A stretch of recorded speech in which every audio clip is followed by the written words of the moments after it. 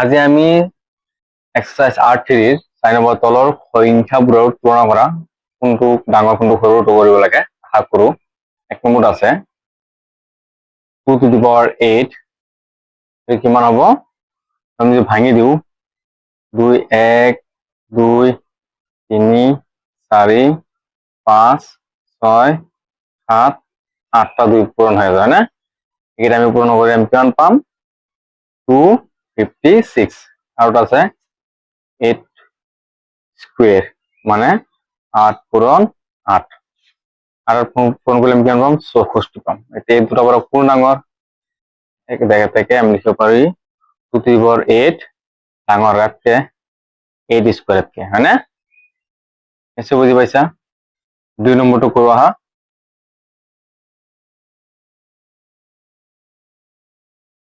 দুই নম্বরটো প্রথম সংখ্যাটো আছে 2.7 into 10 to the power 12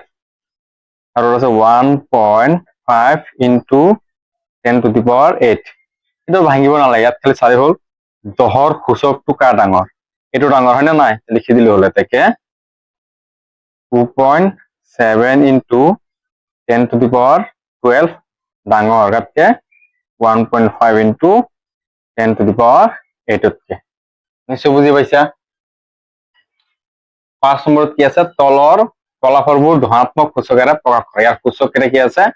ঋণাত্মক আছে মাইনাসত আছে আমি প্লাস লৈ নিব লাগে হয়নে একদম সহজ এক নম্বৰটো কৰো চাই যোৱা 2 to the power -3 into -7 to the power -3 হয়নে সংখ্যাকেইটা বেলেগ বেলেগ কিন্তু এটা সূচক দুটা যেহেতু একেই আমি লিখিব পারি 2 into -7 whole to the power -3 হয়নে এটা দুটো পূরণ করে দিও 2 7 গুণ 14 মাইনাসৰ 14 হৈ যাব ওপৰত -3 আছে এতিয়া সূচকটো -2 নাইকিয়া কৰিলে আমি জানো এটা যদি প্লাস কৰো তেনেহলে সংখ্যাটো উল্টা হৈ যায় না 14 তলত কি আছে 14 তলত 1 আছে না নাই একটু কি হ'ব উপৰলৈ গুচি যাব তলত কি হৈ যাব 14 হৈ যাব নিশ্চয় বুজি পাইছা তেনেহলে ওপৰত থকা মাইনাস সাইনটো নাইকিয়া হৈ যাব দুই নম্বৰটো চোৱা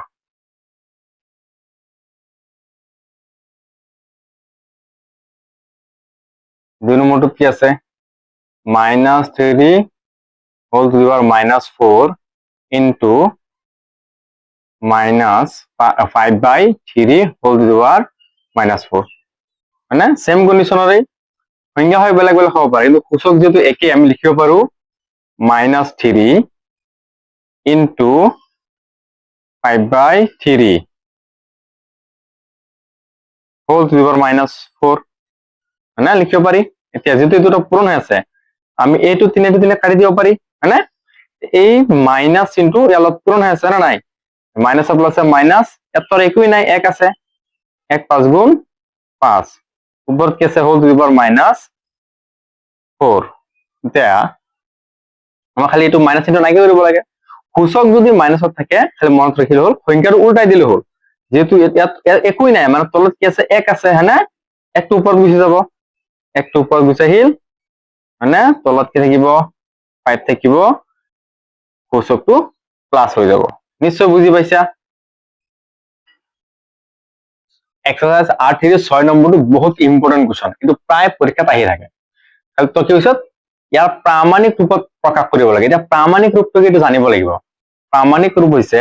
যিকোনো এটা সংখ্যাৰ আমি লিখিব পাৰি k into 10 to the power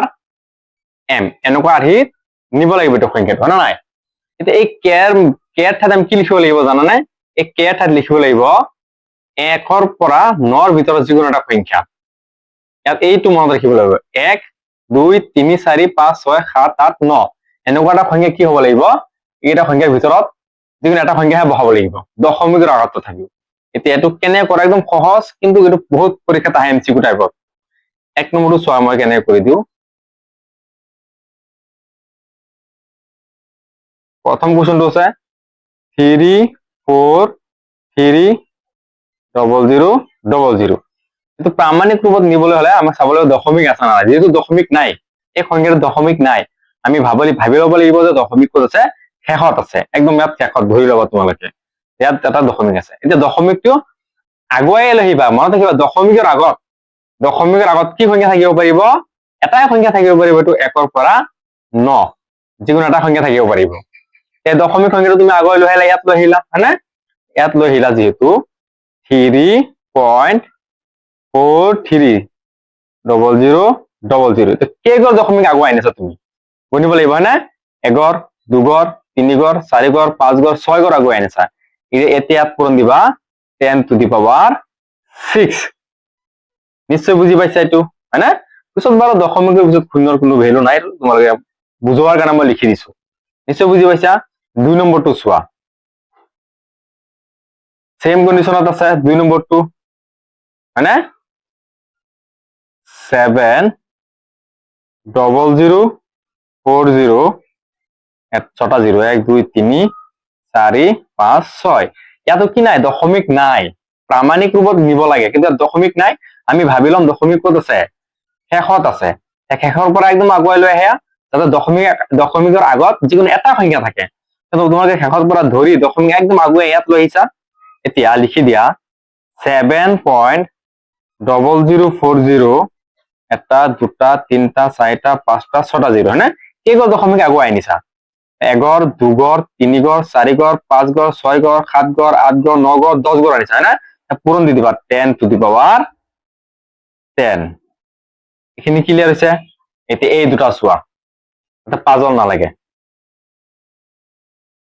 3 নম্বৰটো আছে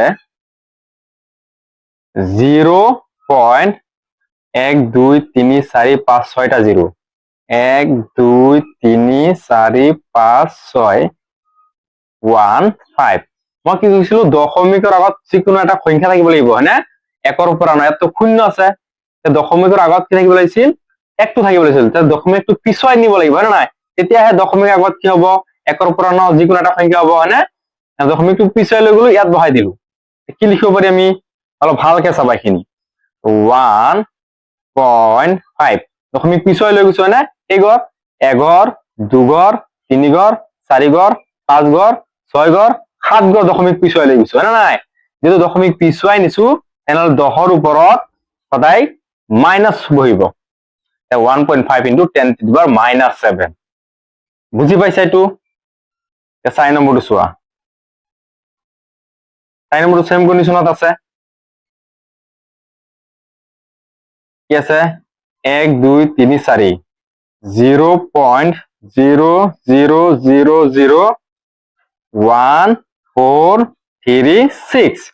দশমিকৰ আগত শূন্য আছে দশমিকটো কি হ'ব লাগিছিল ইয়াত হ'ব লাগিছিল নে কিয় জানো আমি দশমিকৰ আগত যিকোনো এটা সংখ্যা বহিব লাগিব 1 পৰা 9 যিকোনো এটা সংখ্যা দশমিকটো পিছুৱাই লৈ যোৱা আমি ইয়াত লিখিব পাৰি